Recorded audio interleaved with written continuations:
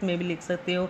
Early childhood में आप देख लो कि उनका खाने पीने का बॉयज़ का अलग से होगा और फीमेल्स जो गर्ल्स होती हैं उनका अलग से खाने पीने का होगा। उसमें ये ज़्यादातर जो हमारी एक आइडियोलॉजी बनी हुई है कि लड़कियों को ज़्यादा पौष्टिक खाना नहीं ज़रूरत है, लड़कों को ज़्यादा ज़रूरत है, वो काम ज़्यादा करते हैं। पुबर्टी में भी आप देख लीजिए, थोड़ा सा बड़े हो जाते हो पुबर्टी में, तो वहाँ पर भी आपको लड़कियों को थोड़ी सी ये कह लिए उनके कपड़ों को लेकर उनको अलग से देखा जाता है, वो ज़्यादा शॉर्ट कपड़े नहीं डाल सकती। जो बॉयज़ होते हैं उनको शॉर्ट कपड़े डालने की या बाहर घूमने की, ये सब में ज़्यादा छूट दी जाती है। ये डिफरेंस आपको दिखाई देगा। एडोलसेंस में भी देख लो, दोनों में आपको काफ़ी डिफरेंस देगा। कॉलेज जाने की बात करें या बाहर को जाने की बात करें, तो जो फीमेल्स होती हैं वहाँ पर हमारी एक आइडियोलॉजी बनी हुई है कि ये नहीं जा सकती, वे घर के दायरे में ही रहेंगी। पर बॉयज़ जो है उनको टोटली फ्रीडम दी जाती है, उनको खाने को लेकर, उनके पढ़ने को लेकर, कपड़े पहनने को तक, उन्हें सब एडोलसेंस में उन्हें फ्रीडम दी जाती है। तो ये चारों आप जो है इनइक्वालिटी में आप जो डिफरेंस है वो आप लिख सकते हैं पेपर्स में। अब आपको अच्छे से समझ में आ गया होगा कि जेंडर क्या है और इक्वालिटी क्या है और जेंडर रोल्स क्या हैं। अब हम नेक्स्ट में बात करते हैं कि बायस। बायस बायस क्या है? बाध्यताएं, रुकावटें। ठीक है, अब आप सबको ये बचपन से ही देखो, आप क्लास में भी इस टॉपिक पर या सोशल कह लीजिए, इंटरनेशनल कह लीजिए, ये काफ़ी मुद्दा है कि एक जो औरतें हैं उनकी ग्रोइंग में ज़्यादा बायस क्या होती है, या इक्वालिटी में मेल्स और फीमेल्स को इक्वालिटी देने में क्या बाध्यताएं आती हैं। तो सबसे पहले हम बायस की बात कर रहे हैं, तो बायस में आप क्या लिखोगे कि जो मैस्कुलिन होते हैं वो उनको क्या है कि ज़्यादा हम क्या कर देते हैं, ज़्यादा एप्रिसिएशन दिया जाता है उन्हें।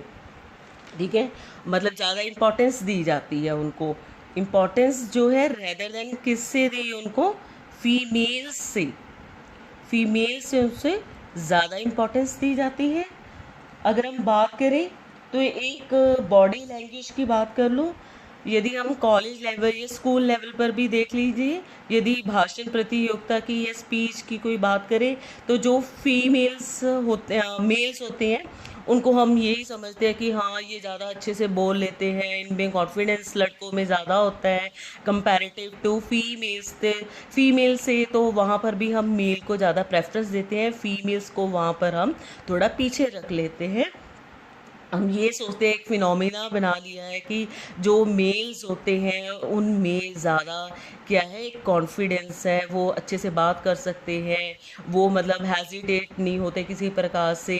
जो फीमेल्स होती हैं वो थोड़ी सी शाई होती है, हेजिटेशन होगी, वो खुल के बात नहीं अपनी रख पाती हैं समाज के सामने। इस तरह से जो बायस है इक्वालिटी में आपको दिखाई देगी, इन इक्वालिटी में मेल और फीमेल्स में। It also affects that gender roles have changed over time, uh, but image of their roles has not been realized.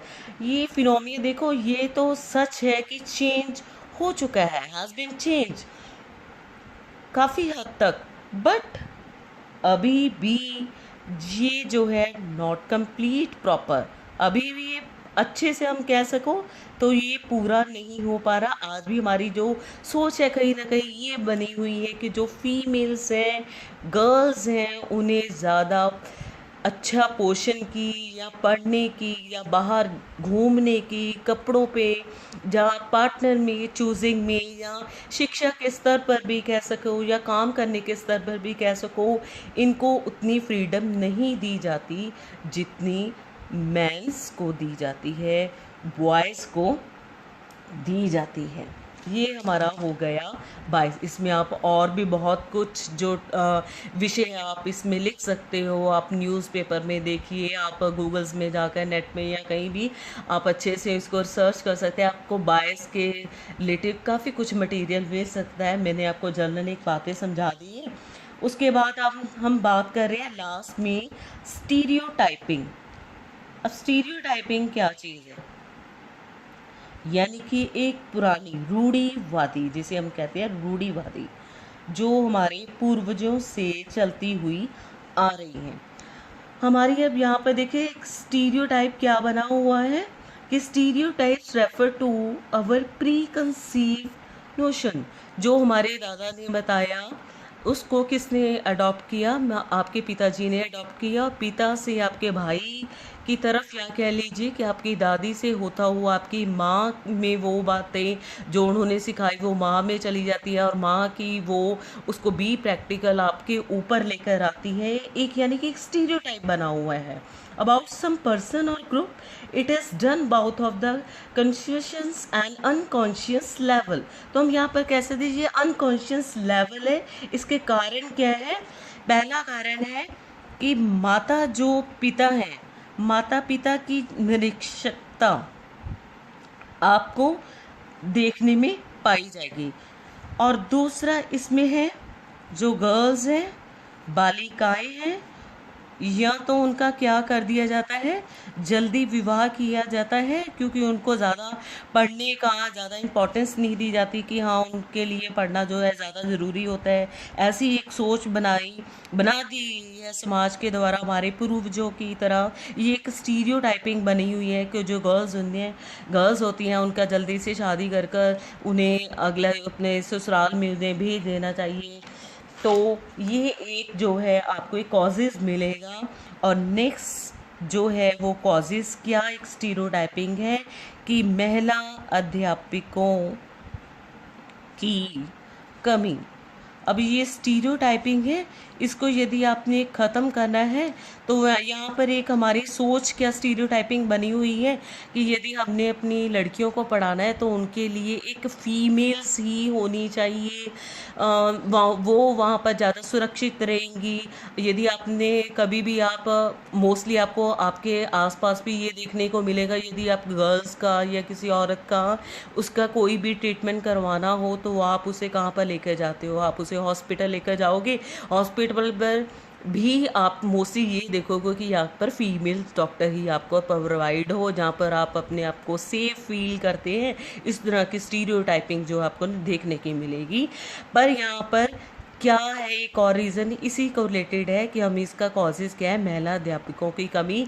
इस कमी के कारण भी जो गर्ल्स हैं, बहुत सारे माता पिता ऐसे गांव में आपको पिछड़े हुए इलाकों में मिल जाएंगे, इनकी कमी के कारण वो अपनी लड़कियों को पढ़ाते नहीं हैं, इक्वालिटी नहीं दे पा रहे हैं। और फोर्थ है सामाजिक समस्या मतलब जो हमारा समाज, जो एक समाज की सोच बनी हुई है आपके आस पड़ोस में कि हाँ लड़कियां जो है ज़्यादा घूमने फिरने नहीं जा सकती, या कहीं पर खड़े होकर यहाँ पर आपस में बात नहीं कर सकती, या किसी लड़के साथ बात करेगी तो वो भी एक मतलब नेगेटिव जो सेंस क्रिएट की जाती है। इस तरह के कॉजेज़ जो आपको देखने को मिलेंगे। और लास्ट वन है आपका मनोवैज्ञानिक।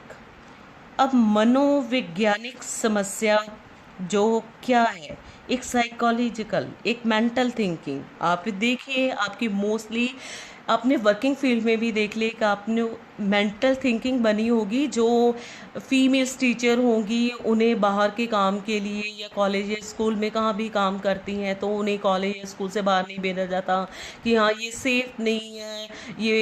ये कह लीजिए कि इनको हो सकता है बाहर किस को ये फेस करेंगी, तो मोस्टली जो है मेंस हैं उनको भेजा जाता है, उनको काम के लिए ज़्यादा प्रेफरेंस किया जाता है। यदि हम क्लैरिकल की बात करें तो वहाँ पर भी हम ये सोचते हैं कि जो मेंस होते हैं वो ज़्यादा बेटर होते हैं, वो हिसाब किताब करने में ज़्यादा अच्छे हैं, तो उनको जो है औरतों के कंपैरिजन ज़्यादा बेटर समझा जाता है, उनको ज़्यादा काम दिया जाता है।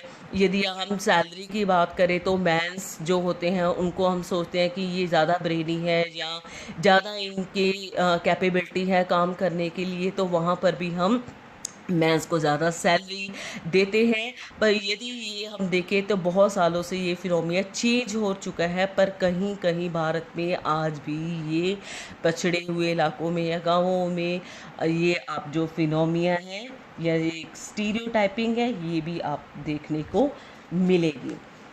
तो आगे हम बात करते हैं कॉजेज़ की। पहले हमने बात की थी कि जेंडर, आपको एक बार रेपिटेशन कर देती हूँ कि जेंडर क्या है। जेंडर जो है एक हिंदी का शब्द है जिसे हम कह देते हैं लिंग, ठीक है। और सेक्स जो